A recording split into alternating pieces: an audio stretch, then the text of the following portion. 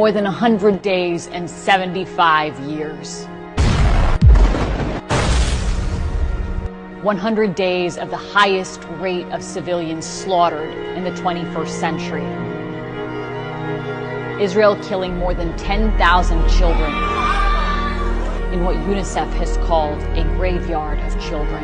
100 days of dropping 2,000-pound bombs hundreds of times on the very spaces families were crammed to seek shelter, murdering them in an ever-shrinking killing cage in sheer cruelty and deliberate destruction of life. 100 days of burning children's flesh down to the bone with illegal white phosphorus, and of destroying 400,000 homes to rubble and forcibly displacing 2 million people, 90% of the population, of bombing 320 schools so children in Gaza have no access to an education, ensuring lost generations, of destroying the healthcare system and decimating nearly every hospital, bombing them with patients in them and systematically targeting 637 doctors and healthcare professionals, an entire class of medicine, while injuring 60,000 so that they succumb to their wounds and die slow, painful deaths. Not enough to massacre them in their homes, but to massacre them in their hospital beds. 100 days of bombing bakeries and purposefully burning food while denying aid trucks in, so an entire civilian population of 2.3 million is mass starved. 80% of those starving in the world in Gaza, 9 out of 10 people in Gaza sleeping without eating, with Israel using starvation as a weapon of genocide on 1 million children. 100 days of killing more than 100 journalists, the highest number of journalists murdered in history.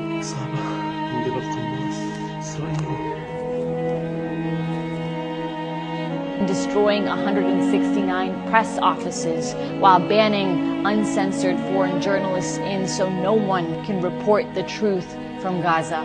100 days of Israel cutting off telecom and internet services while it burns entire communities alive, killing families in the dark. Only 6 ambulances left to save a population of 2.3 million.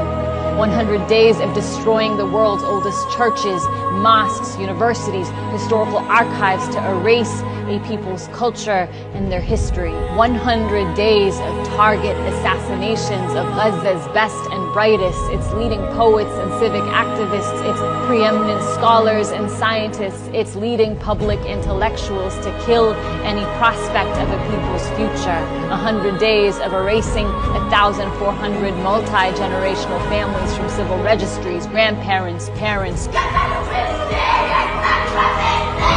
children and babies, sniping at women sheltering in churches, pulverizing cemeteries, raising caskets, desecrating the living and the dead, executing children, holding white flags in cold blood in front of their parents and parents in front of their children, field executions of innocent civilians, stripping them, thrusting their bodies on top of one another like cattle, sexually assaulting the elderly, the disabled, men, women, and children, burning their bodies with lighters, electrocuting them, crushing their bones. 100 days of forcing thousands of mothers to undergo C-sections without anesthetics, to torture the living to death.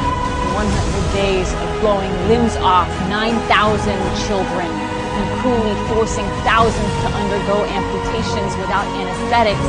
100 days of orphaning 25,000. Creating a generation of traumatized children without parents. 100 days of collapsing neighborhoods on families' heads in their sleep. As they shelter in UN schools after being forcibly displaced from their homes, children's bodies crushed beneath rubble, soldiers laughing and filming themselves as they press the button to wipe out entire blocks on children's heads as though human lives are a game that they play. The sadism and sense of impunity and hatred for innocent life. This is Jewish country only. We don't need Muslims here.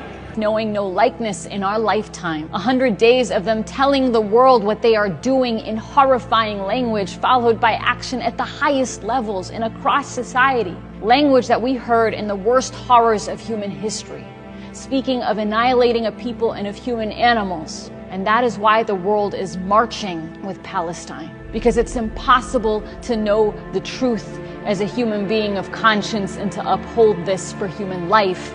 100 days of the first genocide in history, where its victims are broadcasting their own destruction in real time in the desperate, so far vain hope that the world might do something. This can never be self-defense.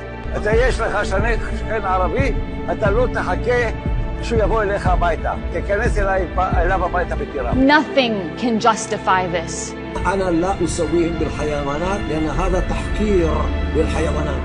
This is genocide on a population that's been subjected to 75 years of annihilation. And if I don't steal it, someone else is going to steal it.